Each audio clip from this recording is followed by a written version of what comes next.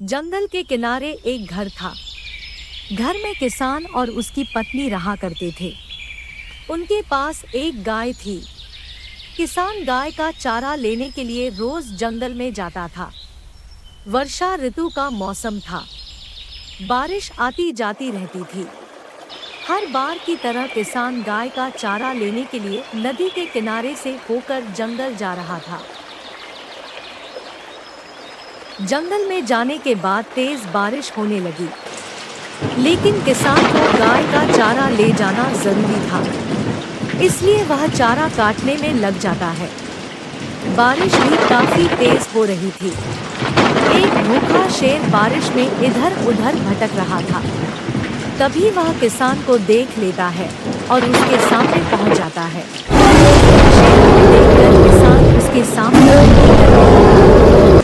किसान उससे कहता है कि यदि तुम मुझे छोड़ दोगे तो मैं तुम्हें अपनी गाय खाने को दूंगा। मेरा घर जंगल के किनारे पर है। शेर ने पहले भी किसान की गाय को देखा था। वह काफी मोटी थी, इसलिए वह किसान से कहता है कि बारिश के रुकने के बाद वह गाय को लेने आएगा, और यदि तुमने इनकार किया तो मैं गाय सहित तुम्हारे पूरे परिवार को खा लूंगा। किसान ने उसकी बात मान ली और चारा लेकर घर आ गया। घर आने पर उसने अपनी पत्नी को सारी बात बताई। उसकी पत्नी ने कहा कि यह तुमने क्या कर दिया? गाय के बिना दूध कहाँ से आएगा? फिर किसान की पत्नी ने एक योजना बनाई। बारिश के रुकने पर जब शेर गाय को लेने आया तो घर के भीतर से किसान की पत्नी ने जोर से कहा, अरे यह क्या? तुमने तो कहा था कि वह शेर काफी तगड़ा है, लेकिन यह क्या? यह शेर तो काफी दुबला पतला है। इससे तो हमारे बच्चों की भी भूख नहीं मिटेगी। फिर हमारा क्या होगा? यह सुनकर शेर डर के मारे कांप उठा और वहां से रफू चक्कर हो गया। शेर जंगल में भागता जा रहा था, तभी वह एक भेड़िए से टकरा जाता है। भेड़िया शेर से उसके भागने का कारण पूछता है, तो शेर उसे किसान की पत्नी के बारे में बताता है कि वह बहुत खतरनाक औरत है जो शेरों को खाती है।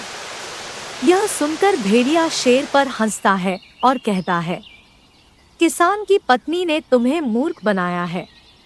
तुम इस बार मेरे साथ चलो, लेकिन तुम्हें गाय में से थोड़ा हिस्सा मुझे देना होगा। लेकिन शेर काफी डरा हुआ था।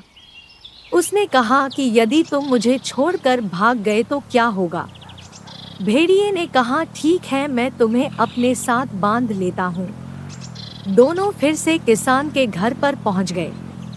उन दोनों को देखकर किसान की पत्नी समझ गई कि क्या मामला है।